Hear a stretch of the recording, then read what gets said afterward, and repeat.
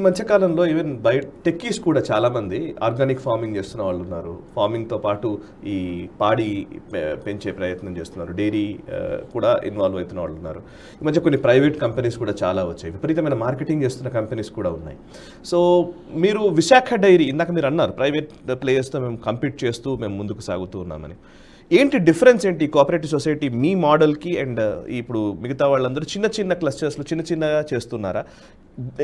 మోడల్లో డిఫరెన్స్ ఏంటి బిజినెస్కి సంబంధించి? డైరీ అండి, డైరీ ఇప్పుడు జనరల్గా విశాఖ డైరీ కానండి, ఎనీ లైక్ మాకు విశాఖ డైరీతో పాటు other dairies other like corporate dairies ఏదైనా కూడా there is a lot of challenge between private dairies and corporative dairies or like our farmers company limited dairies. So both farmers company limited. Both are same and cooperative or farmers company limited are like Amul is different, huh?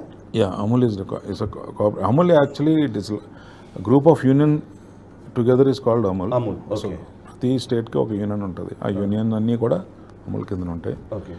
So అది అవన్నీ కూడా cooperative system లో ఉంటాయి. మాది same policy is same. Policy is same. Technically different. It is NDDP వాళ్ళు ఈ విధంగా అయితే ఇంకా డైరీస్ డెవలప్ అవుతాయని చెప్పేసి దే కన్వర్టెడ్ ఇంటూ. సో ఏదైనా ఇదైనా కూడా మాకున్న ఛాలెంజ్ ఏంటంటే ఈరోజు మేము హాలిడే వెళ్ళాం, no holiday, but private dairies can take any decision any time. They can give 2 days holidays. చాలా డైరీస్ కొన్ని ప్రాక్టీస్ ఉంటుంది. సో 7 days కలెక్ట్ చేసి 1 day హాలిడే ఇస్తారు. పాలు అయితే 7 days కలెక్ట్ అవుతుంది, 1 day హాలిడే ఇస్తారు. అంటే 1 day payment will be with them, they won't. So అది మేము చేయలేం. ఇన్ కేస్ ఇప్పుడు చూడండి లైక్ తమిళనాడు కానీ కర్ణాటక కానీ మహారాష్ట్ర కానీ ఈరోజు మేము ఇచ్చే రేటు సొసైటీకి ఇచ్చే rate 325 per kg fat I'm talking about. So కానీ మహారాష్ట్రలో దొరికేది 250. కానీ అక్కడ మా పక్క రాష్ట్రాల్లో దొరికేది ఆల్మోస్ట్ సిమిలర్గా 250, 240 కూడా ఉన్నాయి. మీరు 300. సో అక్కడ ఏంటంటే పెంచే అవకాశం ఉంటుంది, తగ్గించే అవకాశం ఉంటుంది. బట్ విశాఖ డైరీకి ఎందుకు అని అంటే ఇట్స్ టోటల్లీ రైతులతో బెనిఫిట్ కోసం, రైతుల తాలూకా ఇబ్బందులు లేకుండా వాళ్ళకి కంటిన్యూస్గా ఒక రేట్ ఇవ్వాలి అనే ఉద్దేశంతో మేము ఈ పాలసీ పెట్టి, చైర్మన్ గారు ఈ పాలసీ పెట్టారు, తులసిరావు గారు. అది పెట్టిన దగ్గర నుంచి ఏ రోజు కూడా తగ్గించే అవకాశం మ్యాక్సిమం తప్పదు అనుకుంటే ఒక 3 రూపాయలు 4 రూపాయలు తగ్గించాలా తప్ప అంతకుమించి తగ్గించి రైతులను ఇబ్బంది పెట్టే కార్యక్రమం ఎప్పుడు మేము చెయ్యం.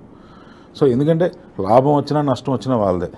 So Visakha dairy never holds any profit. ఆ శాలరీస్ కానీ other maintenance charges, miscellaneous charges ఒకటి తప్ప మిగతాదంతా కూడా it will go to farmers. So without price కింద ఫార్మర్స్కి వెళ్ళిపోతుంది.